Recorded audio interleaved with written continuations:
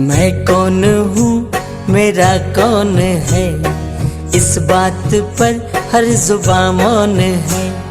मैं कौन हूँ, मेरा कौन है, इस बात पर हर जुबां मौन है। मेरे बाबा ने मुझको बताया, मेरी दादी ने है गीत गाया, दो शब्दों में सारे ज्ञान का सारा सार समाया। वाघर मैं वह बाबा मेरा, वाघर ड्रामा वह भाग्य मेरा।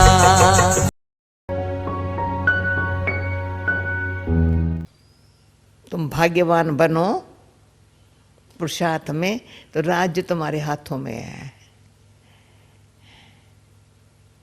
सिर्फ भाग्यवान बनो।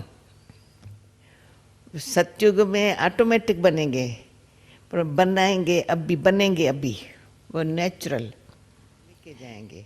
संस्कार यहाँ भरे हैं। बाबा से बच्चे बनकर के भाग्य से राज्य लेने के लायक बनने के संस्कार अभी बने हैं। संकल्प में सबका कल्याण हो, उद्धार हो, उपकार हो, तीनों में कल्याण हो, सबका कल्याण हो। समय कल्याणकारी है, कल्याणकारी बाप है, सबका कल्याण होवे, अच्छा है। अधम का भी उद्धार होवे, उसको भी अच्छा संग मिले, आदतें छूटे। या कोई भी शक्ति की कमी किसमें है ना, तो ऐसे करके छिपा के दे दो। पुण्यात्मा ऐसा करता है, छिपा के देता है, रिटर्न मांगता नहीं, परंतु मैं देता हूं ये भी कभी नहीं बोलता है, सोचता भी नहीं मैं देता हूं। जिसके भंडारे में बाबा ने कहा ना, अपने संपूर्ण स्वरूप को सामने रखो, आह्वान करो, उसके भंडार में कोई गुण शक्तियों की कमी नहीं है, किसको भी मिल जाए। इतने हमारी नेचर में हमारे पुराने कोई संस्कार या साधारण संस्कार न हो, बाबा के जो गुण है वो लाइफ में हो, उसकी शक्ति नेचर में आ जाए।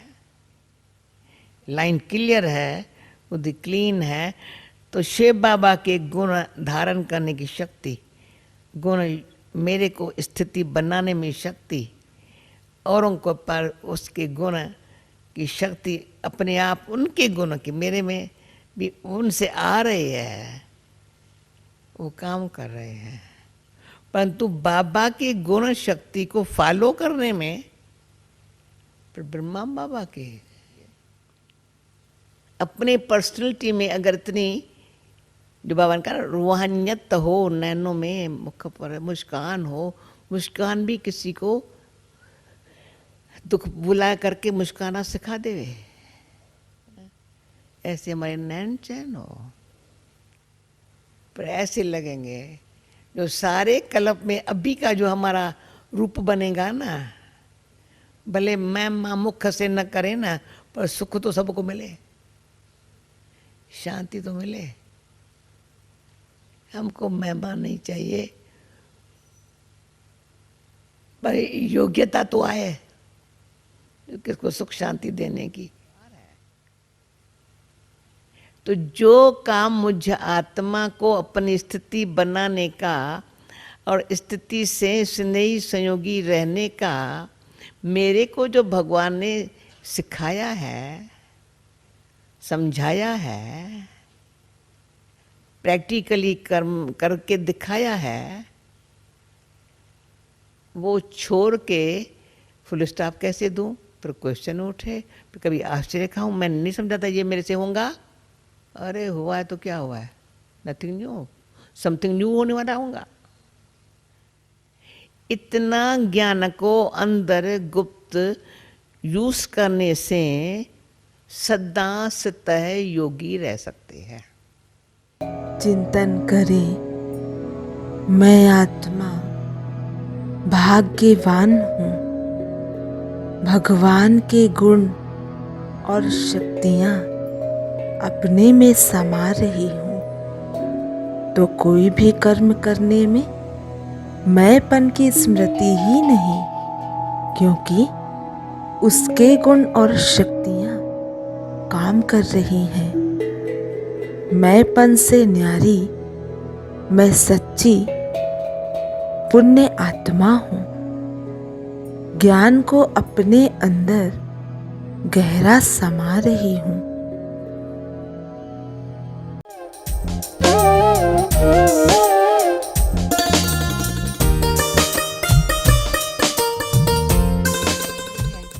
ऐसा है, दादी जी का जब मंथन चलता था तो बड़ा नए ढंग से होता था। हाँ। और दादी बहुत अंडरलाइन उसको करती थी कोई शब्दों को, और कई बार मुझे बुलाती थी अपने पास, अपने बाजू में बिठाती थी कि ये बात तुमने कहाँ से लिखी, ये कब बाबा ने बोली।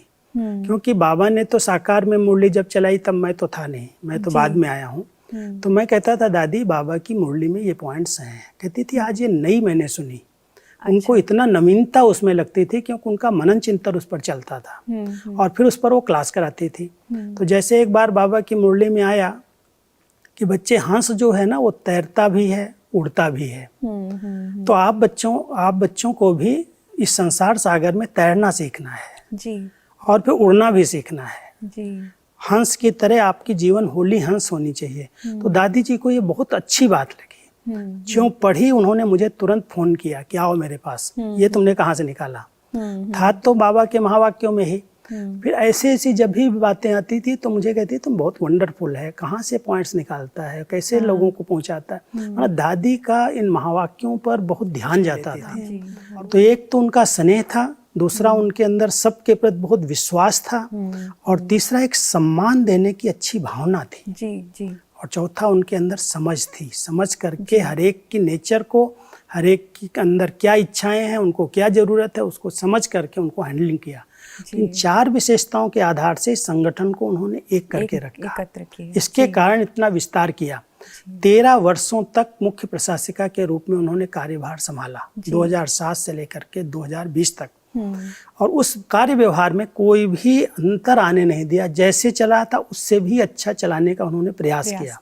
उनकी इच्छा यही रहती थी कि भंडारा और भंडारी यज्ञ के अंदर भरपूर रहना चाहिए, कोई चीज की कमी नहीं होनी चाहिए। और उसके लिए वो योग के प्रयोग करते थे। कोई विघ्न आता था उसका वर्णन चिंतन न करके वो मनसा सेवा करते थे। इसलिए मनसा सेवा के आधार से यज्ञ निर्विघ्न रहा जी। तो कभी भी उन्होंने नेगेटिव बातों को ध्यान नहीं दिया, पॉजिटिव रूप लेकर के उस बात में ज्ञान और योग की शक्ति को भरा।